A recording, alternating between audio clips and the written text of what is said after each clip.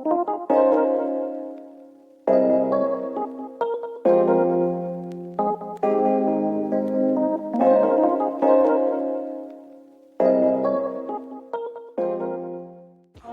warahmatullahi wabarakatuh. Waalaikumsalam warahmatullahi wabarakatuh.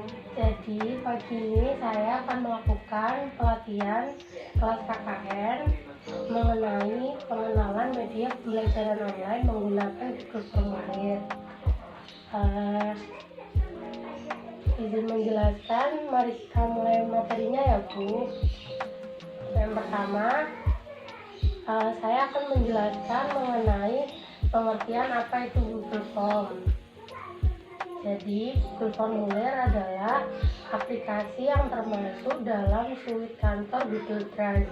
Nah, di dalam Google Drive itu ada Google Dokumen, ada Google Sheet, dan ada Google Slide. Setelah itu, ini contoh dari tampilan depan Google Formulir. Ini ada untuk formulir, ini untuk pendaftaran, ini form undangan, dan lain-lain. Kemudian apa kegunaan dari Google Form?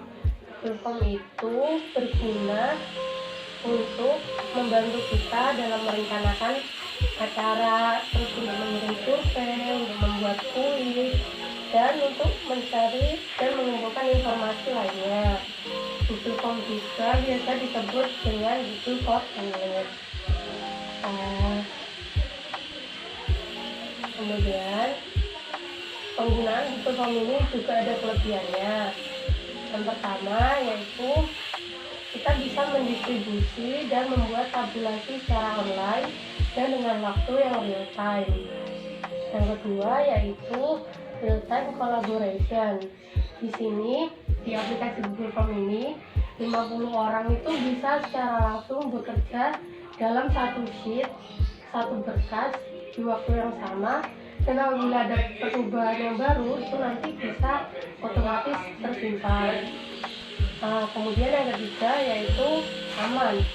Menyimpan berkas membuat kita di Google Form ini proses penyimpanannya itu aman Bu, karena sudah ada di Google Drive. Jadi kalau ada virus, ada file hilang itu tidak mungkin, karena sudah tersimpan itu tadi. Selain punya kelebihan, Google Form ini juga punya kekurangan. Kekurangannya yaitu yang pertama, Google Form ini tidak bisa digunakan dalam forum diskusi online. Jadi misalnya kita buat diskusi online itu tidak bisa memasukkan Google Form. Yang kedua, Google Form ini tidak bisa menggunakan equation dengan secara langsung.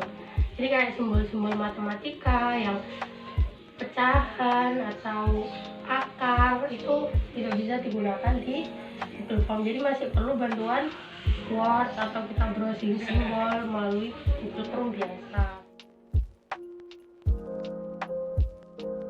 Jadi ini saya akan menjelaskan tentang bagaimana cara mengaplikasikan Google Formulir. Dari awal ya Bu. Sini untuk mencari Google Form kita harus menggunakan menu Google Chrome. Google Chrome ini gunanya untuk searching tadi. Setelah diklik Google Chrome akan muncul tampilan seperti ini. Jika sudah muncul tampilan seperti ini, ada kolom pencarian, kita ketik Google Form atau Google Formulir, tidak apa-apa. Nanti setelah diklik lalu klik enter akan muncul hasil pencarian seperti ini. Nah Ibu cari yang bagian Google Formulir buat dan analisis dulu. Setelah itu diklik pada bagian itu akan muncul tampilan seperti ini. Nah setelah muncul tampilan seperti itu, untuk masuk ke laman Google Form terlebih dahulu buka Google Formulir. Nah jika belum punya akun, saat klik ini akan diarahkan ke bagian login terlebih dahulu. Namun jika sudah login, langsung akan muncul tampilan awal bagian Google Formulir. Ini untuk membuat formulir baru sesuai dengan kebutuhan kita. Yang ini tadi untuk bagian pendaftaran, ini bagian undangan, dan ini untuk informasi kontak. Jadi kalau misalnya buat presensi absen atau buat soal-soal itu di bagian ini. Lalu selanjutnya, jika telah diklik bagian plus untuk formulir baru tadi, akan muncul tampilan seperti ini. Untuk nomor 1 ini yaitu formulir, judul formulir. Jadi kayak formulir itu tentang apa. Terus yang kedua yaitu deskripsi mengenai formulir.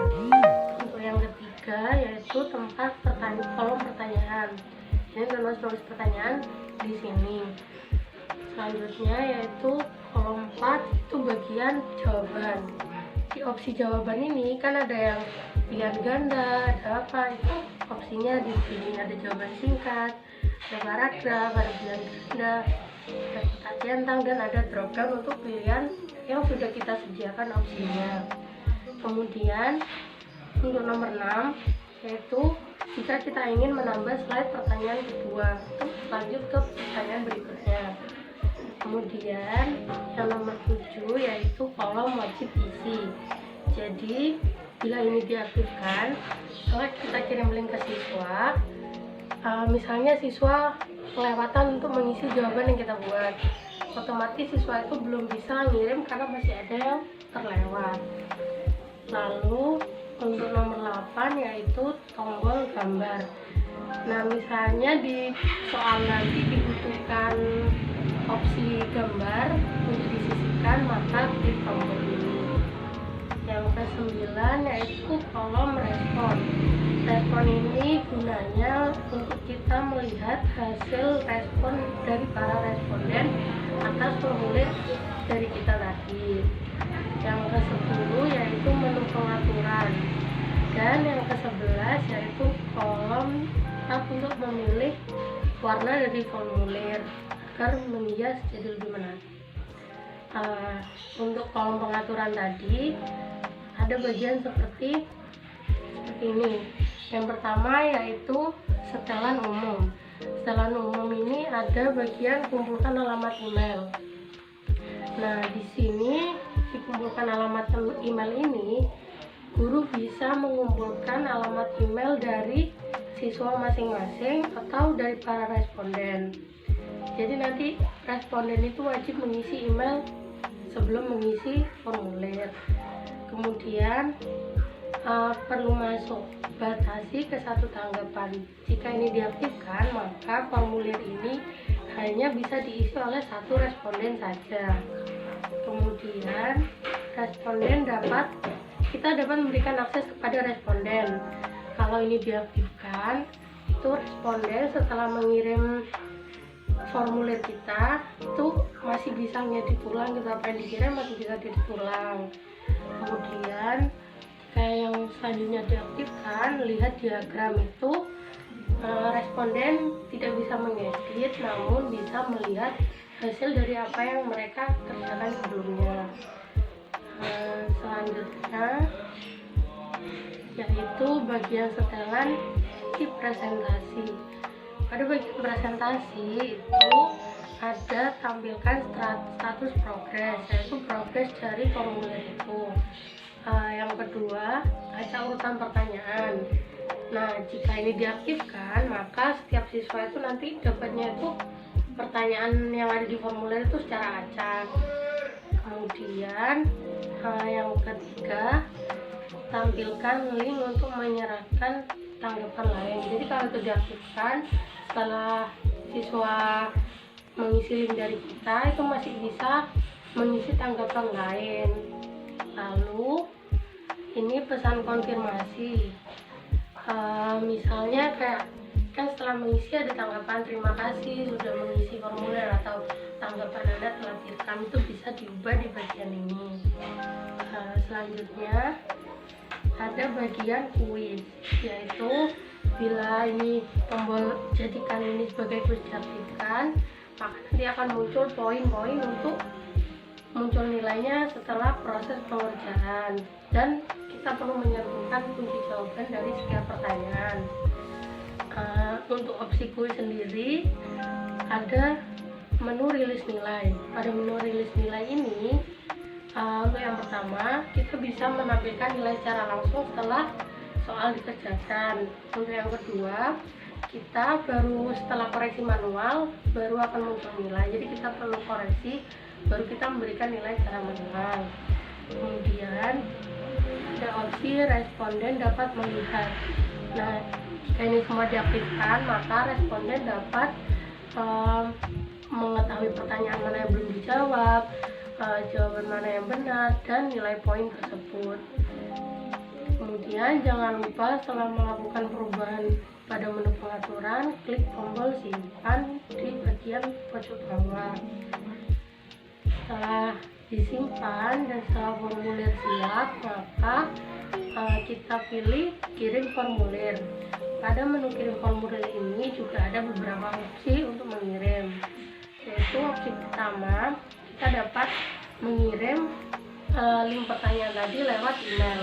Jadi kita masukkan email yang akan kita tuju di sini. Untuk yang kedua yaitu mengirim link melalui salin link, hanya menyalin link, nanti bisa melalui WhatsApp, web, atau melalui chat lainnya. Kemudian opsi yang ketiga, kirim atau bagikan pertanyaan menggunakan link HTML. Jadi itu semua cara-cara dalam mengoperasikan Google Formulir. Setelah apa yang saya jelaskan tadi, apa ada yang mungkin ditanyakan Bu atau mungkin kurang jelas?